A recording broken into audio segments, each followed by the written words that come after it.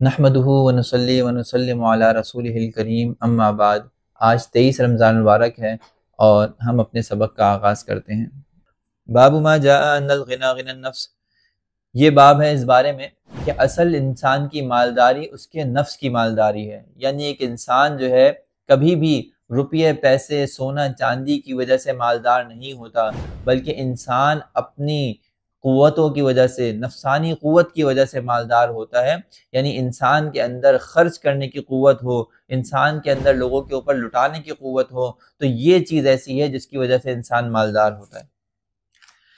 عن ابی ہریرہ رضی اللہ تعالی عنہ قال قال رسول اللہ صلی اللہ علیہ وسلم لیس الغنى عن کثرۃ العرض ولكن الغنى غنى النفس،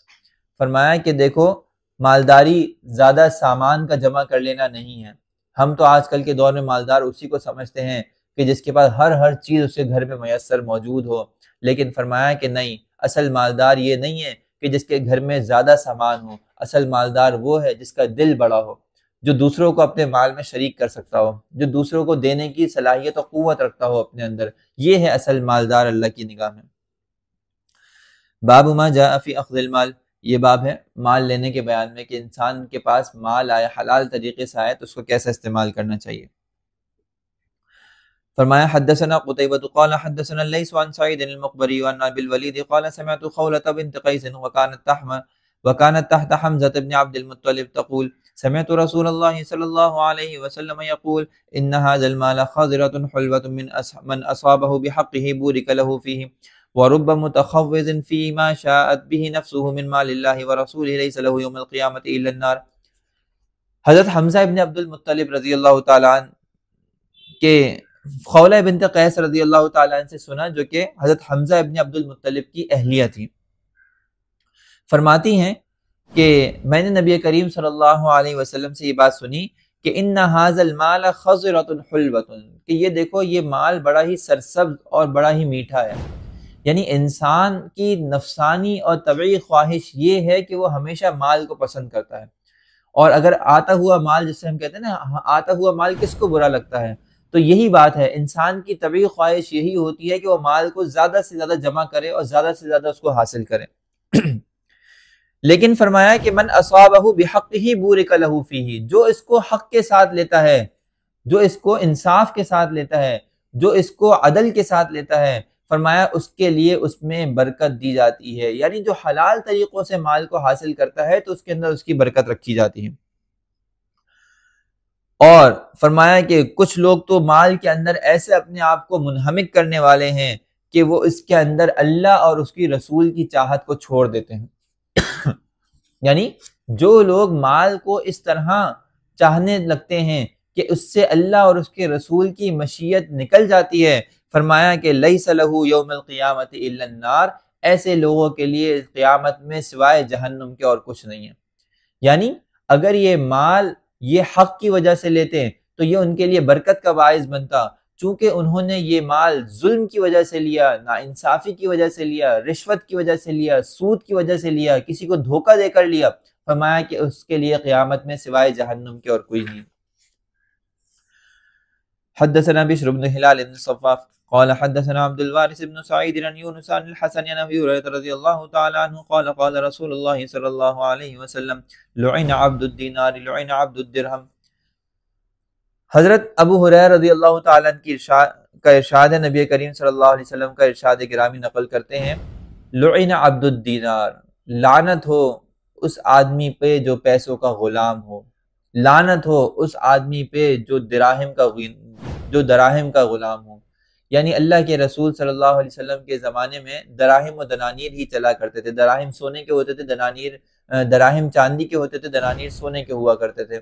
تو نبی کریم صلی اللہ علیہ وسلم نے فرمایا ہے کہ جو ان کا غلام بن جائے، یعنی پیسہ ان کو لے کے چلے، ان کی زندگیوں کو کنٹرول کر لے، فرمایا ایسا آدمی لعنت ہے، ایسے آدمی پر لعنت ہے۔ یعنی ایسا آدمی اللہ کی رحمت سے دور ہے جس کا پیسہ اس کو کنٹرول کر رہا ہے۔ انسان کو کنٹرول کرنے والی خدا کی ذات ہونی چاہیے کہ اس کو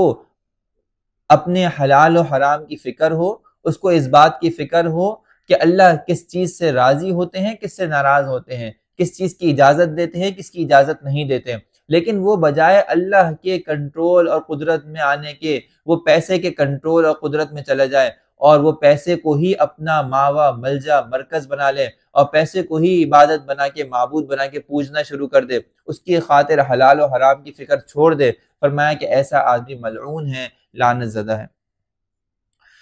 حدثنا سوید بن نصر قال حدثنا عبد الله بن المبارك عن زكريا بن ابي زائدة عن محمد بن عبد الرحمن بن سعد بن زرارة عن ابن كعب بن مالك الانصاري عن ابيه قال رسول الله صلى الله عليه وسلم ما ذئبان جائعان ارسلا في غنم فافسد لهما من حرص المرء على المال والشرف لدينه۔ حضرت کعب بن مالک رضی اللہ تعالیٰ عنہ جو ایک انصاری صحابی ہیں، اپنے والد سے روایت کرتے ہیں کہ نبی کریم صلی اللہ علیہ وسلم کا ارشاد گرامی ہے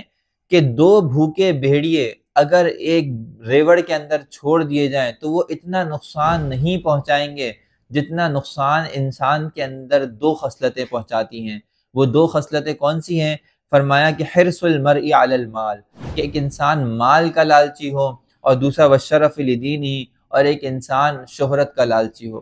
یعنی ایک انسان جو حب مال اور حب جاہ کے اندر مبتلا ہو جائے، مال کی محبت کوٹ کوٹ کے بھری ہو اس کے اندر، اور شرف و منزلت، بڑائی کی، اونچے درجے کی، لوگوں کے اندر پاپولر ہونے کی، اور اس کی محبت اس کے اندر بھری ہو۔ فرمایا کہ جو دو بھوکے بھیڑیے بکریوں کے ریوڑ کا اتنا بربادہ اور اتنا خراب نہیں کریں گے جتنا انسان کو خراب اور برباد یہ دو صفتیں کر دیتی ہیں۔ وہ ہے کہ انسان کو اپنے آپ کو ان دو صفات سے خالی کرنا چاہیے، بچانا چاہیے،